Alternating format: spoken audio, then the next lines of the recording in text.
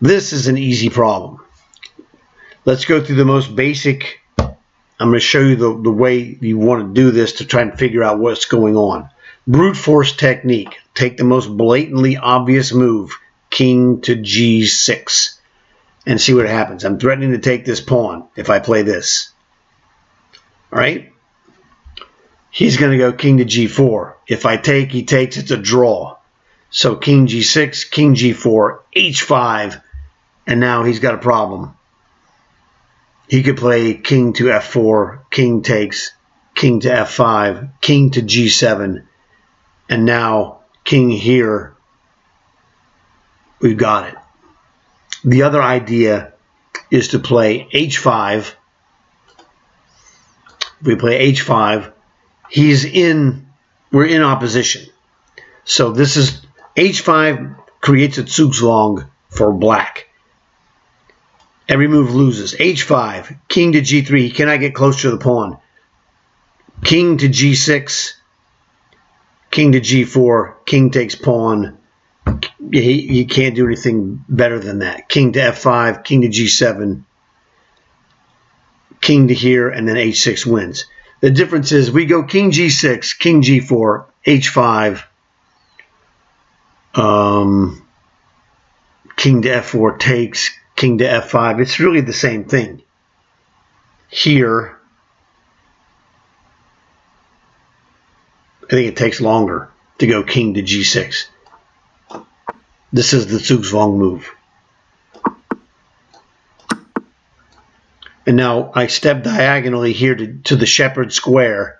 And remember, the shepherd square is a square on the 7th rank from your perspective, to the side of whatever file the pawn is on. This is an H pawn, so G7 is a shepherd square for the white king.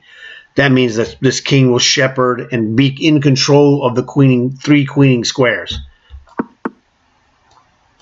And it's game over. But the secret was king to g6 is a little bit more complicated on the calculations. h5, knowing that we're in opposition and black is in Zugzwang, is the key. So that's how this problem was done. Super easy problem, but you have to understand what is the dominant feature. And the dominant feature is you're going to win most endgames. I think it's a pretty fair statement.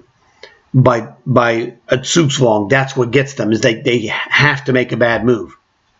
So there you go. Fantastic. Another king and pawn endgame. Outstanding. Okay. This is going to be in my king and pawn endgame video. Here's what's going on. Now in king and pawn endgames, most of the time, right off the bat, you want to look at squares of the pawn.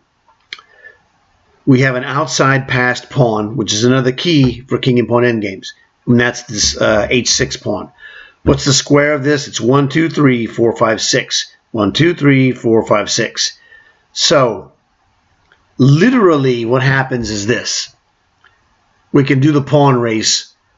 I go to 4. He's also got a 6 by 6 here. 1, 2, 3, 4, 5, 6. The key difference is I have queening controlling this square here. So if you look at if I queen, he queens with check, but I'm not going to do that because this is a 6-move queen. That's a 6-move queen. There's a key. There's an in-between move that I will play. And what happens is I will play this, and when he's on d6 and plays d7, I will play king over to stop his queening, which is fine. He can then push this pawn if he wants to. That doesn't matter to me because my queen, when I queen this pawn, will guard the queening square. So the geometry of this problem is what's going to save me. Being aware that I have the in-between move of king to c7, which interrupts his queen chain. He'll have to waste a move that I don't have to waste. So I'm going to hit, this is how it's going to go. It's going to go h5, d4, h4, d5, h3, d6, getting ready, h2, threatening to queen, h7, threatening to queen, king c7. And now He's in Zugzwang. Everything he does loses. He can play pawn checks. King takes d7. I don't care what he does with these pawns. My next move will be a queen. If he goes king to, I'm sorry, let's go back again. I've lost mental track. Always start from the beginning. h5, d4. h4, d5. h3, d6. Getting ready to make the move. Sorry, h5, d4. h4, d5. h3, d6. Now I'm trying to play king c7. h2, d7, king to c7, killer move. Like I said, if he checks me, I take the pawn. If he plays b7, king c7 stops the queen. If he plays a7, I queen because my queen stops the queen. It's over.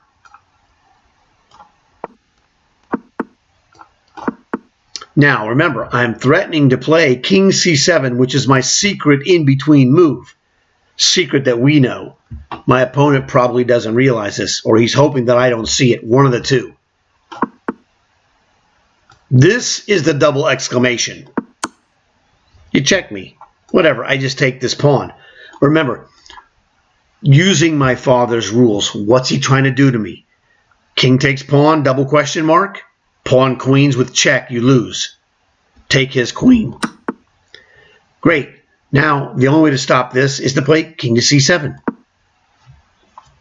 Doesn't matter. I had this guy smoked, and I wanted to share this with you so you could see how it was done. We anticipated before a piece was moved that I was going to be playing the awesome king to c7.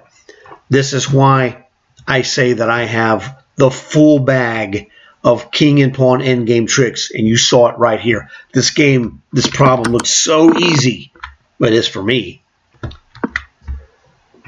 b5 is b5. b5 is really a forced move because I would just take this off, and he's just completely smoked. I'll take this one. This is what I call Pac-Man. If he doesn't play b5 and plays like king to c3, I'm going to Pac-Man his pawns. There's nothing you can do about it. My king is in position. But I don't have to do that. As you see, even when he plays this move, my h5 is just crushing. So this move is not the losing move. He's dead lost already. And this is a situation where, prior you're playing in the game, I would have foreseen this well in advance of this position.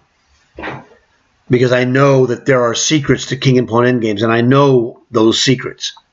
So what it would come down to is a question of calculation with accuracy further back before he plays b5. Maybe there was an exchange of pieces on d3, for example. Maybe there was a queen there, and it was queen takes queen, pawn takes queen, king to b6, and then he plays b5. Something like that. I'm making up some reasonable looking moves, okay? Or it could have been, it could have been, actually, no. Yeah, my sequence is good enough. But that's when the calculation comes in for sure. This is the ironclad. If you don't have the calculation ability and awareness that these two pawns get stopped, here when I play the secret move, king to c7, this is double exclamation. This is the kind of move you're playing in a tournament. You play king to c7, and what will be happening is that the strong players are playing games, what have you, and they're watching as your game is going on. And strong players are going to be watching you, and they're going to see king to c7, and they're going to go. If you're looking at their faces, you could look at the faces of strong players who see you play this move, and their face is going to tell you that they see what you saw. And so you play king c7, you execute all these moves. Now remember, in tournament chess, we tournament face, and we take way more time than I did here because I want to make sure that I'm not making a mistake. Here we know this is literally black to move and win. Okay, in a chess game, you don't really necessarily know that until you have really looked into the position deeply. And that it's, a foregone conclusion, but you have to be aware that you're not missing. And that's why you see masters doing this on some obvious moves, like this check here. This was so easy to figure out because king takes b6, double question mark, he loses to check. So you have to take, you can't go, well, you could go king to d8, but that's just stupid. If you're going to move the king, you might as well move it and take something most of the time. So this move is fairly obvious.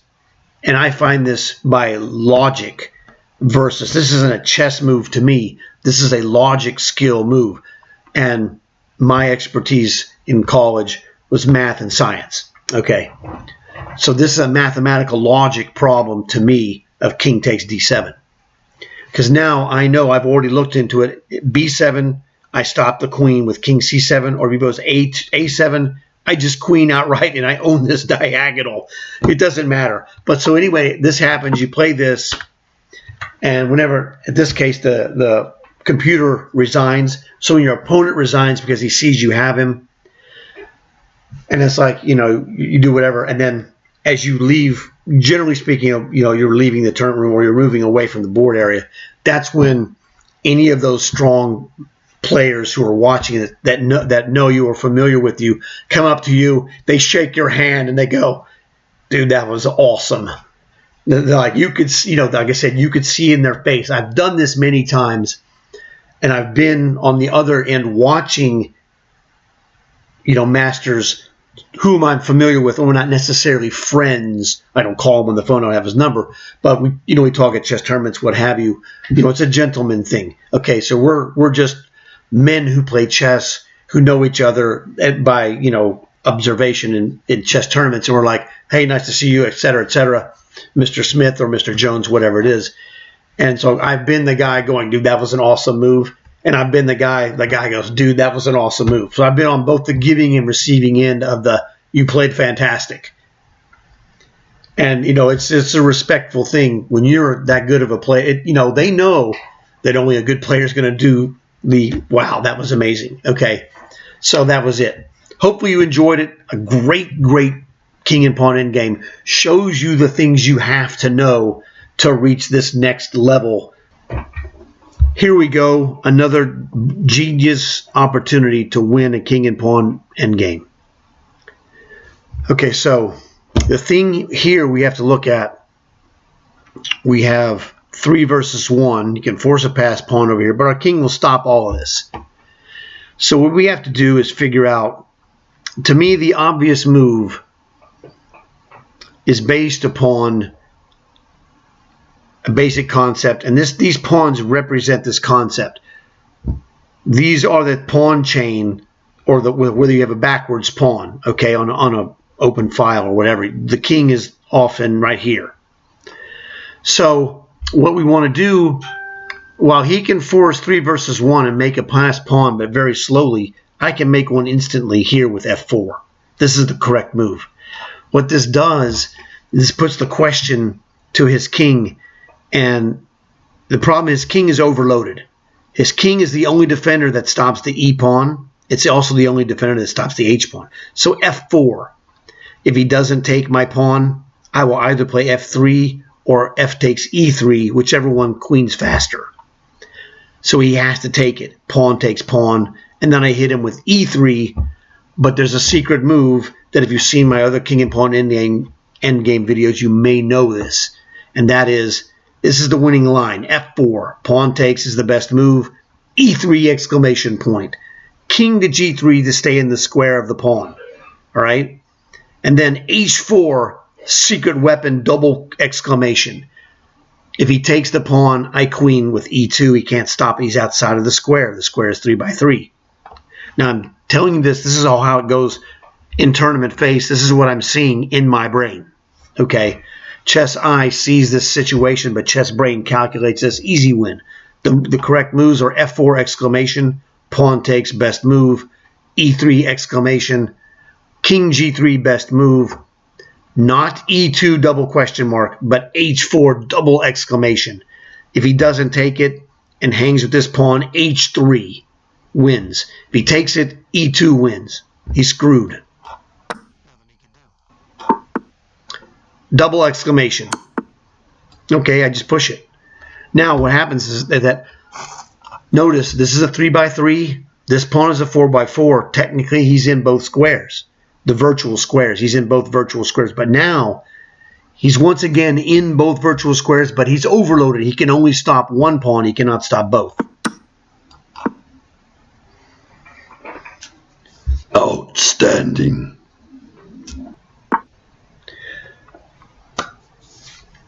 All right, here is another awesome king and pawn endgame. Let's look at this. This is going to be a great example. All right, what's going on here? Let me break down the different elements we have to look at, and then we'll analyze them. Most people who fail to get this would start doing this and trying to brute force it with chest brain muscles, okay? And just try to calculate their way.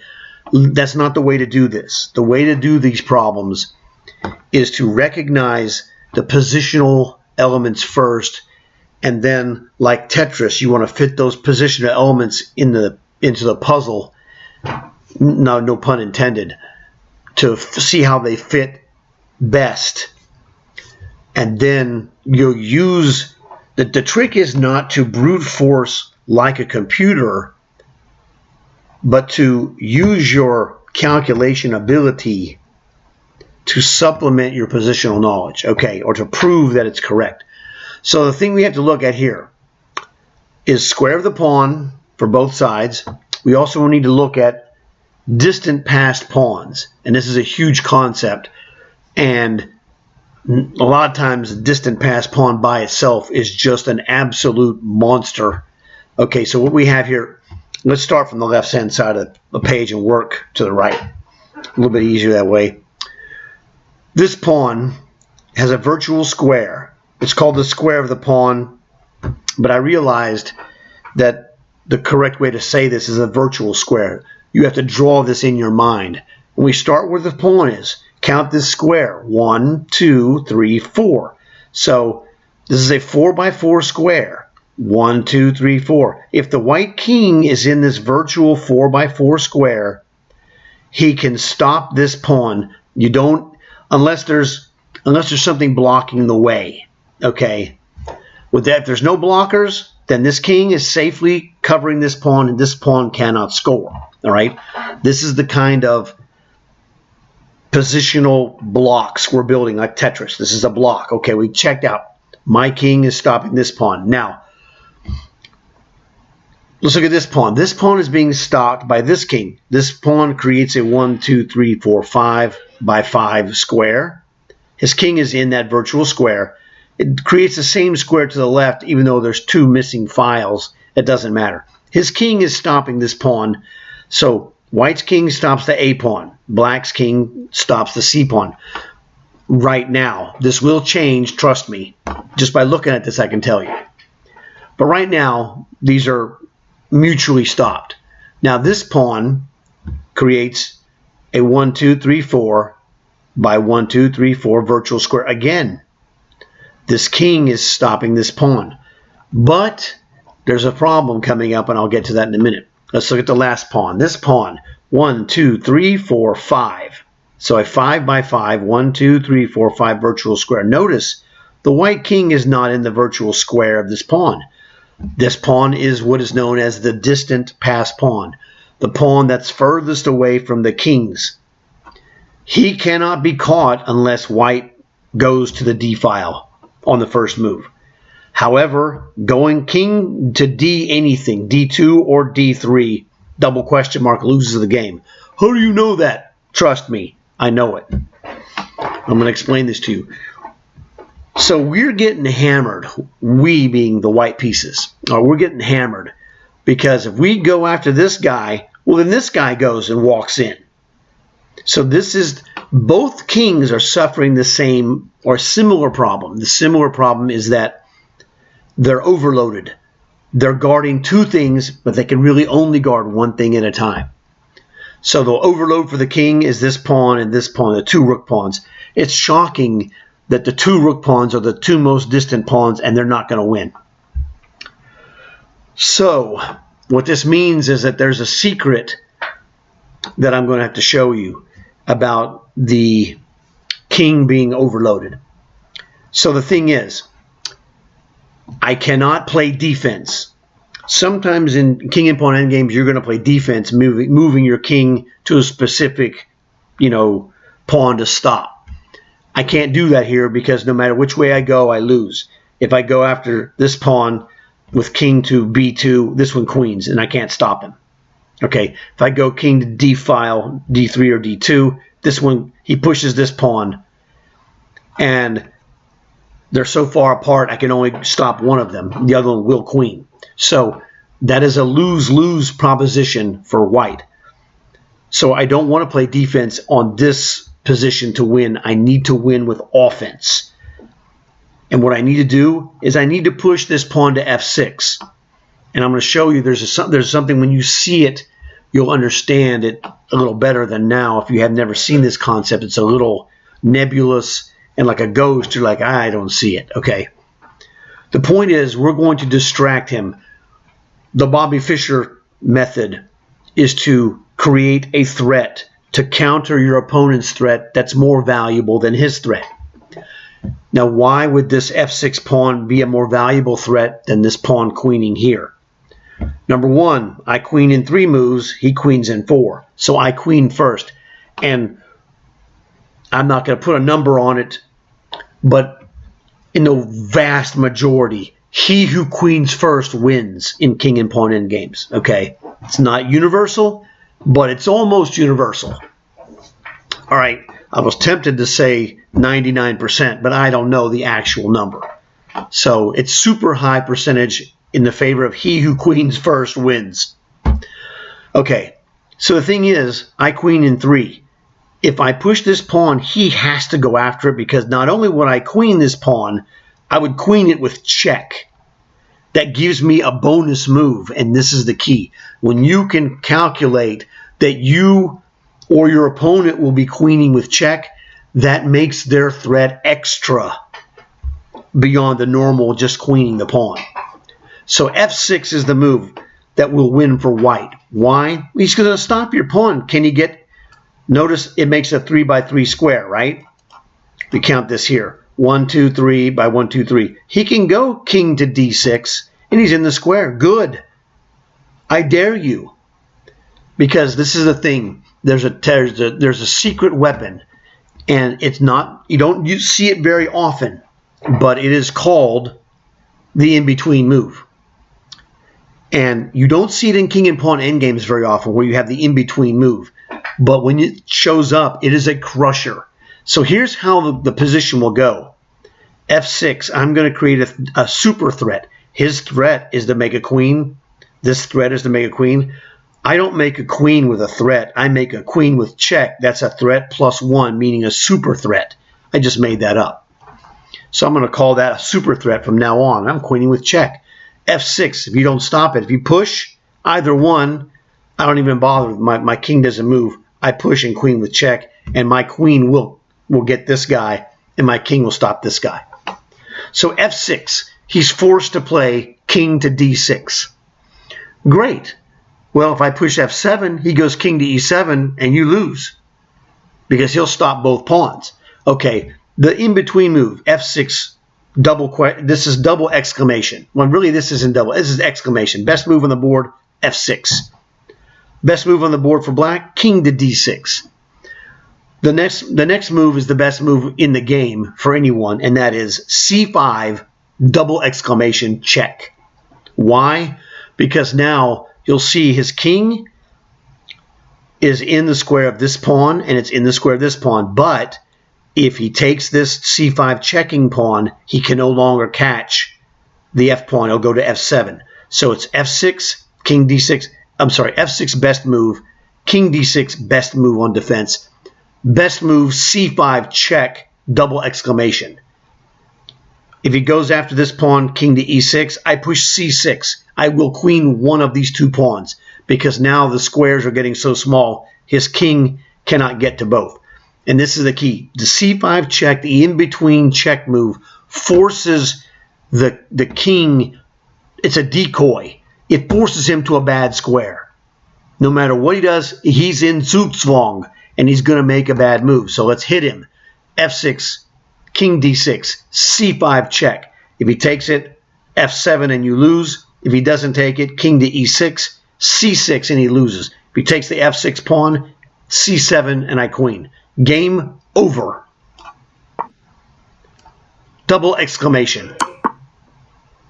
Oh, there you go. I told you. Now notice he's following exactly what I told you because I understand the rules of proper king and pawn endgame play. It's monster. He did everything I told you he would do. And then I did everything I told you I was going to do.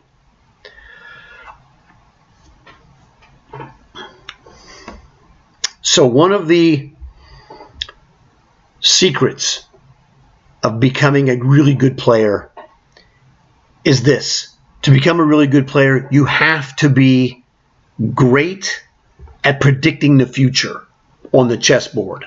Okay? He did exactly everything I told you because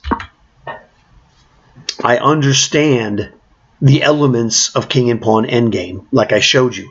Now, because I understand that, and it is one of those things that it's part of my, DNA of chess, I easily calculated f6, king d6, c5 check. This is old hat for me. I've seen this multiple times.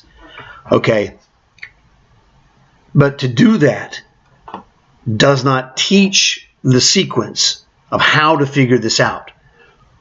What you've seen here is I've shown you the sequence of how we come up with f6. Why f6 is the best move, I explained that to you. How to get it, I explained that too. He had to play king to d6, best move, and then the crusher c5 check, the seemingly insane sacrifice of one of your pawns, but it's a decoy. If his king takes the c5 pawn, you queen the f pawn.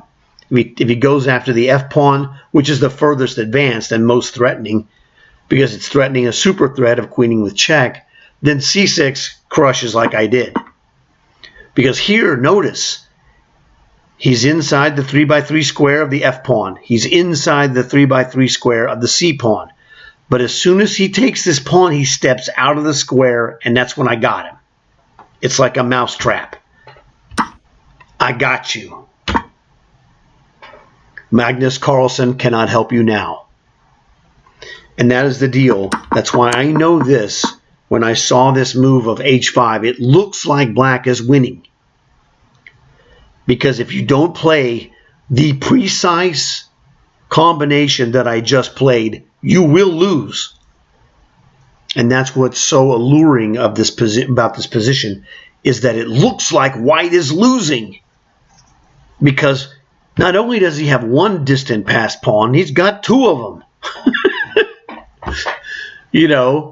He's got two of those jerks. And then he pushes one of them. I'm like, oh, you've got to be kidding me. But the thing is, when you understand the elements like Tetris and you put those pieces in the right position where they interlock, it all makes perfect sense. So at this position, it's not that h5 is losing. The position is already lost. And this shows you, because this move looks crushing for black. And if you do anything except f6, you lose. White will lose this game. He plays the best move, king to d6. He goes, I'll stop your pawn. I'm like, well, I don't know about that. You could stop that pawn. But you got to know when to sacrifice and when not to. And I know when to sacrifice. c5 check is an awesome decoy move. Just awesome. I mean, if he doesn't move to the f pawn, he goes like king to c7, king to d7, or king to c6. We're just going to queen I'm going to queen whichever pawn you let me queen. That's the deal. It's really not complicated. In fact, this is a great position to write down, keep it in your wallet or whatever. And, whenever you see one of your buddies at, at chess, like, hey, can you solve this problem? You know the secret. So you can show the solution after your friend fails, because you got to know the secret of the decoy. Hope you guys enjoyed it. I'll see you guys later. All right. Here we are in a classic endgame situation. Now, I'm going to teach you about king and pawn endgames and the things you have to know. And it's very basic stuff. Number one, you have to know about opposition. Number two, you have to know about square of the pawn for queening purposes. You need to know things like pawn majorities, how to make a passed pawn, 2 versus 1, 3 versus 2, 4 versus 3, etc. You need to know about the outside passed pawn. And you also need to know certain pawn endgame positions that are wins for the side, that's ahead. Things like 2 pawns connected on the 6th rank will beat a rook. You need to know that knights are weak against rook pawns, hard for them to stop because they cannot completely circle them. They can, operate on a smaller set of move angles to get the pawn. Pawns that can and cannot be queened. And that's pretty much, the overwhelming majority of what you need for, king and pawn endgames. I guess king and pawn endgames will sometimes turn into the winning side having a queen versus a pawn on the 7th rank, and you have to know which ones of those are wins, which would be B, D, E, and G files. The other ones, the A, C, F, and H, are draws. In general, there's exceptions in certain cases. However, so this king and pawn endgame shows up. Now let's look at this on the surface. White will be making a move. We're playing black. So 4 versus 4. Now on the surface, black has 4 isolated pawn islands. White has 2 pawn islands. However, so that's a positive for white. Positive for black. Black has a outside passed pawn, which is the H pawn. The other thing is that this is an example of split pawns where white cannot capture the H pawn. This pawn cannot be captured because it's automatically losing. Since black's king is inside of the square, this is where the action takes place defensively for the black king against this pawn. This pawn will queen here. This is a 4x4. This king is in this square, which is why he cannot take this, because he leaves the virtual square of this pawn. So when you hear the phrase square of the pawn, it's really a virtual square.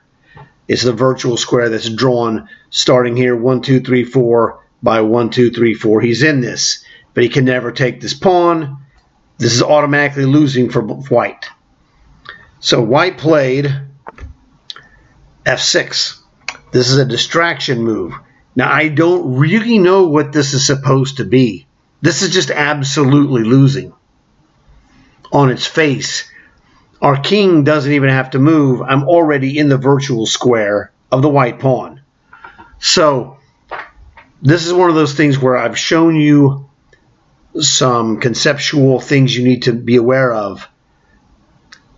And I've told you about some of the other ones of different aspects of king and pawn endgames. Now, the other thing you have to have is precise calculation ability.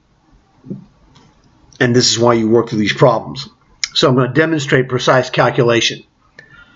So my gut reaction is that we don't have to move the king. This king is already defending this pawn. He cannot take this pawn, it's an automatic loss. If we push this pawn, there is another thing you have to worry about though, but if we push this pawn, we're threatening to queen this. Now, what you have to find in a weird position like this, there's another thing I haven't mentioned yet, and that is that white has a 2 versus 1 over here. So you have to find, or your task is to find the most important threat or goal for each side. For black is to queen a pawn before white queens a pawn, and vice versa. Whoever queens first is going to win. We have the passed pawn here on the E file. We have the passed pawn on the H file. White has this passed pawn on the F file. Right now, it's under control of our king, not a problem. But he's got a 2 versus 1 over here. So which of these elements is more powerful? Now, the, I guess, cynical look would be to say, black is winning, it's black to move. And you don't see the words and win, but they are implied. So yes, we're not doing this in the cheap way. If you cheap shot your way on this problem, black to move and win, oh, you're cheating yourself. You're not cheating anybody else but yourself. You're the one who's being cheated. Okay, you're not clever. You're not clever at all. You're cheating yourself. When you gain true king and pawn mastery, we laugh at this problem. Why do I laugh at this problem? Because I've been properly trained and tested. And I'm showing you what happens. There's a confidence you get when you know how to do it. I played in a tournament game. It took me 15 minutes one time to figure out the move that won. I did figure it out, and it was not an obvious move. But my confidence in my own training told me, keep looking, stupid. Couldn't find it, couldn't find it, couldn't find it. Keep looking, stupid. And I looked, and I found it. I was like, then I had to spend several minutes figuring out if it was the correct move with precise calculations. We are now in the precise calculations. The thing I think that's going to happen here is we're going to push this E-pawn. Now, let's look at the virtual threat. E3, king G3, and the idea is, to its logical conclusion, if you play E2, he plays king F2. He'll capture this pawn, but you can use this pawn as a decoy to queen this pawn. Before, if we just do some other move, say king to E6, he's going to play B6 and you're done. It's over. You lose. So our king really can't stop this because he's got a threat here on the queen side and a threat here on the king side. This king is an overloaded defender. We cannot defend the king side and the queen side. We must counter it with a more valuable threat, and that would be E3. Now, I think E3, king G3, and then H4 check. This throws a monkey wrench into the problem for white because E3, king G3, H4 check, exclamation. If he takes the pawn E2, he cannot stop it. I will queen first with check. Or he'll have to move out of the way in advance of a check, the same as if I was checking him. So E3, king G3 is the only move. E3, F7, double question mark, king E7, and that pawn is toast. He can play, B6, whatever, dude. We're still going to queen this pawn, and it's going to be with check. And he'll have a pawn in the 7th rank versus, our queen. So right now, my gut reaction is that the winning move for black is E3, king G3. Now, if he doesn't play king G3, what is he going to do? Again, F7, question mark. Actually, it may not. It's losing faster. That's the question mark. Everything, I believe white is in Zugzwang after this move. That's what I believe. And I'm calculating, or I will be calculating and explaining to you the point that black is establishing a Zugzwang position for white. That everything he does loses. But if you play the wrong move, that won't be the case. So I believe E3 would be essentially, you know, I don't think it's really double exclamation, but it's close because it's such a devastating move. Because the combination, you know, the move that's really going to be brilliant looking will be h4 check, but e3 is what happens when you internalize your lessons of king and pawn endgame, and then you do it for real in a test situation like this under pressure. So e3, if he pushes the pawn, king e7 is crushing. So e3, f7, I think question mark, king e7 wins. e3, b6, you can simply play pawn takes, and he can play pawn takes or pass to a6, and then again e2, and I will queen with check. He can go to a7, queens with check, and then queen to a1, smoked. So b6 is really not a threat. f7 is not a threat. e3 is such a crushing move by deductive reasoning. Okay, this is where I'm using deductive logic in place of just chess. Sometimes in these positions, you can use other means than just chess calculation. So deductive logic says, you know, king e5 is losing for black. e3 is the move. And it is. He played king g3, which I told you. That is the number one threat, was to threaten to queen this pawn. He's going to defend that threat, because if I do anything that's wrong, he's going to eat this, and this will take too long. So I must get this pawn and establish, just look at the squares of this pawn, okay? Here, the h pawn would make a 4x4 square. Here, if I went king e6 double question mark, king f3, and now white is winning for sure. He'll eat this pawn. This pawn is no longer a threat. It cannot queen. He's in the square. Okay, so the only move that made any sense at all, and I saw this way back here, is that e3, king g3, these are the obvious moves when you reach this level. And that h4 was the crusher, because it's just a stinger of a move. It's like a scorpion stinging him with his tail. This was obvious, but the difference is it might be obvious to me, but I still have been trained to use the chess brain. Okay, chess I saw e3 like this. Chess I saw h4 check like this. Chess brain has to do the work. The trap is your eye sees it and you have confidence that it's winning, and my confidence would be 99%. And there's that 1%, okay, and that's the problem.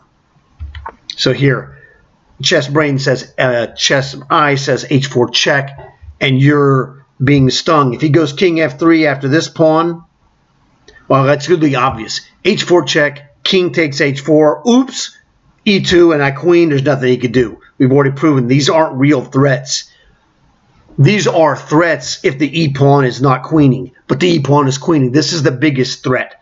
This is the sword of Damocles, and this is the thing that saves. We looked at, remember I told you this position. You got 4 isolated pawn islands, which is bad. White has 2 pawn islands, 3 here and then 1. The pawn structure is better for white if he can get into proper defensive position with his king. He can't if you play it right, and that's the key. Okay, this is a devastating threat of A and B versus the A pawn. This is the crusher. And now the scorpion has stung him. He has to do something when he's stung. So he goes here, and now this is the key. This is not 2 pawns on the 6th rank beating a rook. This is 2 pawns on the 6th rank that are spread apart are beating a king. Let's look at this. This, I'm telling you, is the winning move to my chess eye. But I win games not with my chess eye, but with my chess brain. So h3, I'm going to queen. What are you going to do now, Bobby Fischer, is what my dad would say. He cannot play king to g3 because he's done nothing. If he takes this pawn, h2, no matter what he does, I will stop it either with my king or queen, and then stop it. So h3 is the obvious move. e2 loses. double question mark. Find the blunder and don't play it. E2, king takes. Notice he's still in the virtual square of the h4 pawn. The h4 pawn virtual square goes here to e4 and here to e1, and obviously includes h1. Notice that this king is still in the square, but he's not in that square if I go here, because now the h-pawn square is 3 by 3. He's in it now, but the same thing here. This is 3 by 3. The king is now too slow to stop both of these. h3 wins. Well, gee, what are you going to do now, Bobby Fischer?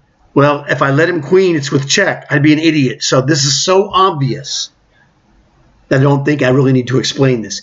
He's created a giant threat, and I can neutralize it here because I'm staying. You'll notice.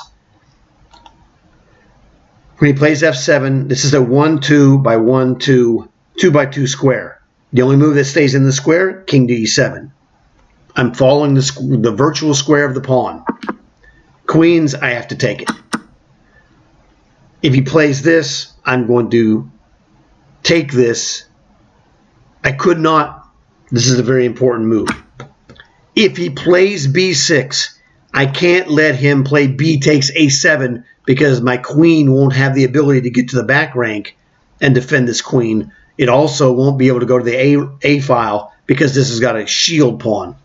So if he plays b6, I need to take this. He'll take, and then when I queen, he's smoked. This queen would stop this queen here, this h-pawn of mine that queens anyway. So that's covering the alternate move that instead of playing king takes pawn, which is probably the best move. Now, clearly I just queen. And he resignates. All right? But this is what happens when you do the work. Now, you can lie to yourself and you work on king and pawn endgame stuff. And I don't know. When did I know all that I needed to know about king and pawn endgames? Most of it I learned in the early 80s. The one that was the killer, the best king and pawn endgame move I ever played was in 1992. So sometime before 92 is when I achieved full mastery of king and pawn endgames. Sometime probably in the late 80s, that would have, completed through different observations. I would have completed my acquisition of knowledge of king and pawn endgames, so that when this problem showed up, I look at this like a Tyrannosaurus looks at another dinosaur. It's like meat. Okay? And that's how I was able to get this from this position here, because I know the rules of king and pawn endgames. And there's a lot of those rules, and you have to establish the hierarchy. This problem is primarily concerned with square of the pawn. And first, it's the square. You have defensively, black had to consider the square of this pawn. Okay? And then potentially the square of this two-pawn couple versus this one. This is a huge advantage, potentially. This could be a huge advantage. Now, the main advantage that black had was that we have two split pawns where he cannot capture what I would call the backward pawn. When you have this, like if you had a black pawn here, two black pawns like that, you can't capture the back one because the front one queens. So there's a back pawn and a front pawn. You can't capture this. So we have the distant pass pawn is advantage black. This would be the next most distant pass pawn. But it's not about the next most or the second most distant. It's the number one most distant. This is known as the distant pass pawn, and this was the king. No pun intended. This is obviously the king. This is the big dog, is what this pawn is. And the threat of this big dog gets transferred from here to here by e3. So I don't even know if white has a move that he plays or could play f6. f6 might be a losing move. The game might already be lost. The only other move, really, instead of f6 would be b6. Let's look at this. Here's how I think it would go. b6, pawn takes. King is in the square. e3, it's the same thing as f6. So b6 takes. It's the same thing as him playing f6. We play, he goes b6, takes, e3, king g3 again. Now, if he wants to go, instead of king g3, I play e3. If he goes b7, king c7, we neutralize the threat. Then if he plays f6, e2, f7, queens with check again, and we'll play queen to e7 to stop this. So I don't even think f6 is a losing move. I think this position is already lost against precise play. So I could, reset that position put this position into Stockfish. I don't think I need it. It's just that simple. And this is the key.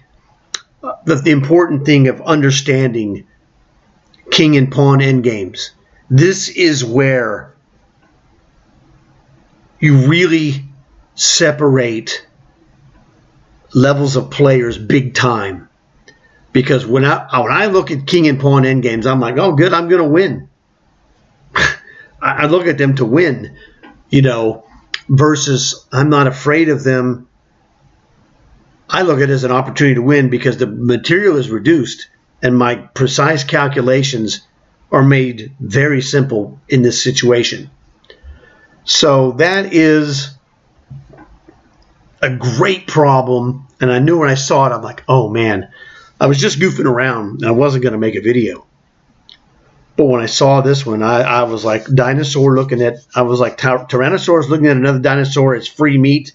I'm like, there it is right there. This is exciting to me because I'm going to win at an ungodly rate. Okay. And that's the thing. You want to study these problems so that when it comes down to king and pawn endgames, you're cashing. If it's winnable, I'm going to win it 99%. Okay.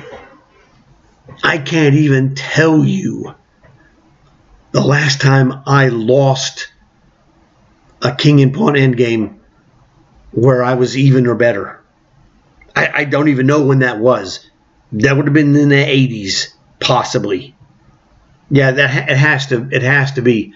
It'd have to be in the decade of the 80s would be the last time I lost an even or winning pawn endgame in a tournament. It's that ridiculous. This is cashing in personified, really. So f6 isn't losing, it's already lost. But you got to know the distraction combination or the distraction theme, I guess. We distract with e3, and then, like I said, Chess I saw this so fast because I've done all the work. Now, it's easy to say you've done all the work, and I might be wrong. So tiny, like less than 1 millimeter between my fingers. There might be something that's so minuscule that I haven't seen it that would be new information to me, but I'll believe it when I see it. At this moment, I am not lying to you, and I would pass a lie detector test if they test it. Are you sure? Oh, 100%. I'm 100% sure. And I'm telling you, my heart rate, flat. Exactly the same. There's going to be no deviation, because I have done it and I showed it to you here.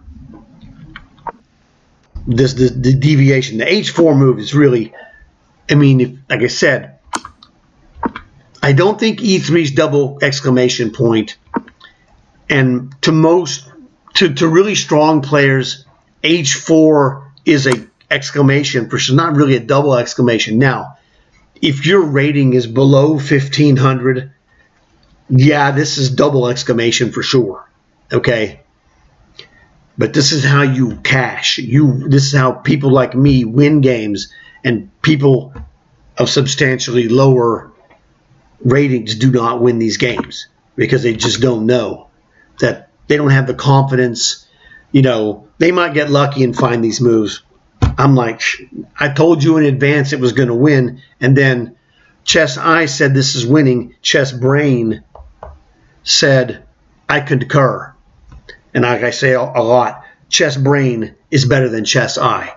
Chess Eye is good, but Chess Brain is the best. Okay.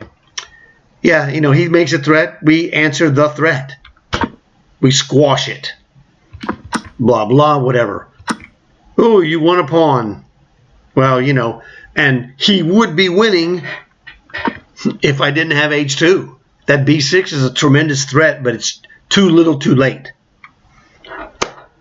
Wow, this was a fantastic problem, and I knew this was going to be good for a video, and I feel that this is a great video. So leave a comment. Tell me what you think about this, because I think this is just absolutely unbelievable. And as you can see, the timer clock here said 17 minutes. Now, I spent some time when I saw it stopping to set up my recording for the video. 15 minutes, really. And this is basically... Now, I did finish. I had this nailed inside of like 60 seconds for Chess Eye. Chess Brain was a little bit different. And so I went through this problem exactly as Chess Brain goes through the problem in a tournament.